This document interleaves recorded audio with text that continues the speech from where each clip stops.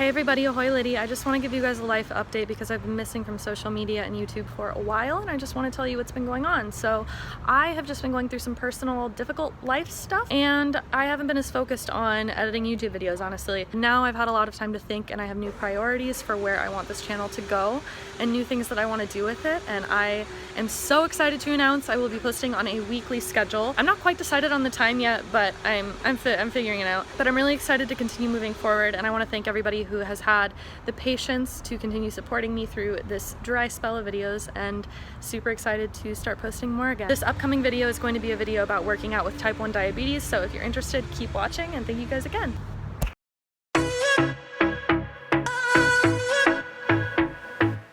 Hey everybody, today I want to talk about what working out with type 1 diabetes is like and just my general routine for managing my health. For those of you who don't know, I have type 1 diabetes, and on June 4th of 2018, I'm gonna have had it for 3 years. So I just wanted to do something to commemorate me battling it every single day by showing you guys how I manage my health and take care of it. If you know somebody who has the disease and is trying to figure out how to maintain their health, send this video to them, and hopefully I can show you guys some tricks that I do on working out. So let's get started. I almost always work out first thing in the morning when I wake up because I don't have the willpower to do it anytime later in the day, so I have to kind of trick myself right when I wake up to go straight to the gym, which is awesome because then the rest of the day I'm just so full of energy and it really just starts your day off right. I can't stress enough how much exercise stabilizes blood sugar and really energizes you. Since working out every morning for the past 2 years, I cannot tell you how much more energized I am. Like, starting the day off with a workout is seriously the best way to start the day, and it just gets you so jazzed and ready for life, and you can take on anything. I do work out 5 days a week for about at least a half hour every day, but I aim for an hour. I always work out with my Hellas headphones. This is not sponsored, I just really love these headphones. They're from Urban Ears, and they have removable ear caps, so you can wash off the part that actually touches your ears, so it's clean. So I find it pretty hygienic and just like a cool way to like listen to music while I'm at the gym. Honestly, music is one of my #1 motivators for like staying energized. Like, I gotta have Eminem like yelling at me, you know what I mean? The typical process that I have to go through in the morning before I work out is I always have to take my blood sugar and make sure that my blood sugar is stable before I work out. If I work out with blood sugar over 250 or under 80, it's really not healthy for you, because if you go too high, you're at risk for getting a heart attack, and if it's too low, you're at a risk for fainting, and neither one is good. So I really have to make sure that my blood sugar is in between that range and that I am ready physically just to take on the energy that a workout requires. So in order to do this, I usually have a snack before I go to the gym. I usually have like a granola bar or something that has like quick carbs that will just like rapidly digest. And 20 minutes before I go to the gym, I have to turn my insulin pump either completely off or lower the amount of insulin that it's giving me, because if I'm receiving insulin while I work out, it will cause my blood sugar to spike low. And the reason for this, for people who want to know, is that when you work out, your body becomes a lot more receptive to the insulin that is in it.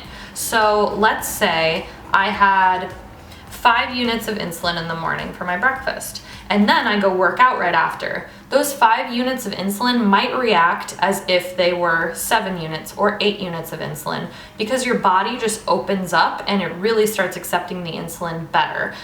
There's no exact metric or measurement for this, but because your body is sensitive, I always am just careful and give myself less insulin than I really need at the time. And I also eat something just to kind of like balance it out. So when I'm at the gym, before I work out, I have to make sure my insulin pump is turned off. I have some kind of snack that's slowly increasing my carbs and my blood sugar as I work out, because my blood sugar will lower. And I have to make sure that my blood sugar is within the range of about 80 to 250. Ideally, if it's at like 150, that's perfect. I typically work out for a half an hour a day to an hour. Any longer than an hour usually has a tendency to make my blood sugar dip low. Low blood sugar is much more dangerous than high blood sugar. So there is a lot of caution and a lot of care that has to go into preparing yourself to work out. And the other thing is you don't want to have your insulin pump turned off for longer than an hour and a half, just because having no insulin coming into your body really puts you at a risk for ketoacidosis. And ketoacidosis is when the sugar in your blood starts to kind of poison your organs. You just really need to be careful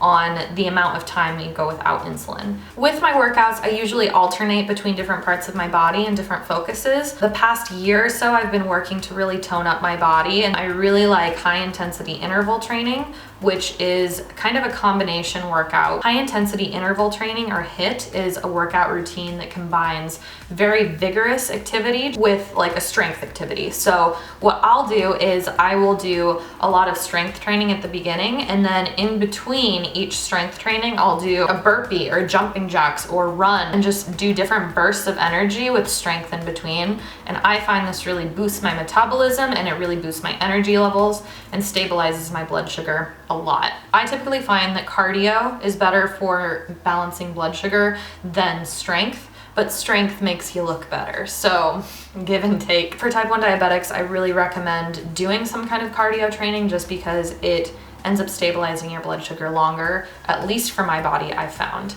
Jumping rope also is a really great exercise that I like to do because it's kind of cardio and a full body workout, and you're still stabilizing blood sugar and getting yourself in shape. And the Victoria's Secret Angels do it, so I may or may not have gotten it from them. Whatever candy source that you have, even a juice box is fine, but you need to have some kind of instantaneous energy that's with you at the gym just in case your sugar dips low. During a workout, I'm usually checking my blood sugar every 5 minutes or so just to make sure that it doesn't dip lower than 80. If it does dip lower than 80, I go to the locker room and I have that instantaneous sugar boost with me and I take it. Please, I urge you, listen to your body and your gut instincts for when you need to stop your routine and just take a break. Once you really understand what managing type 1 diabetes in working out is, it just becomes a habit. I don't even think about it anymore. It's just kind of something that I do.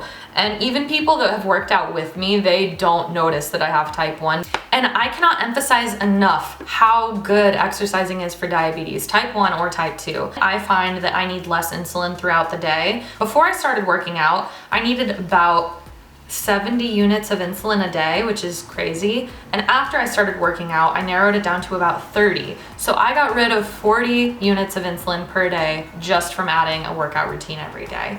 And not only does this save you money, which is obvious because you have to buy less insulin, it also just makes you feel better and feel more energetic. And your body doesn't collect as much fat because you have less of the hormone insulin traveling through your body, which is a natural fat builder.